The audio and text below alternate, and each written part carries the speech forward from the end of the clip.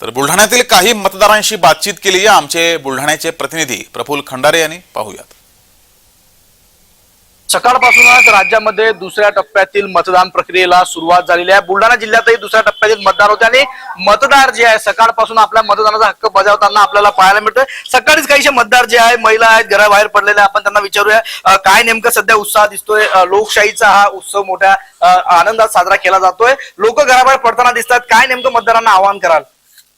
मतदारांना आव्हान हेच आहे की लवकरात लवकर येऊन आपलं जे राष्ट्रीय कर्तव्य आहे ते त्यांनी प्रत्येकाने बजावलं पाहिजे.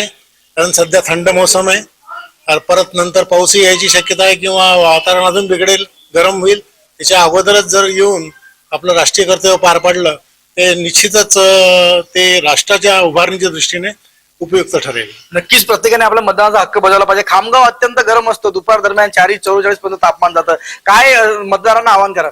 मतदारांनी सकाळी लवकरात लवकर येऊन 100% मतदानाचा हक्क बजावावा ही मी त्यांना विनंती करत आहे. मतदान हा आपलं कर्तव्य आहे आणि हे करायलाच पाहिजे हे मी सर्वांना आवाहन करत आहे. काही महिला देखील आहे, सकाळी त्यांनी मतदान केलंय. मतदान केलंय का तुम्ही? कसं वाटतं मतदान केल्यानंतर? एकदम छान वाटत आहे आणि मतदान सगळ्यांनी लवकरात लवकर करावं, कारण की ऊन वाढते आणि पावसाचं पण वातावरण आहे.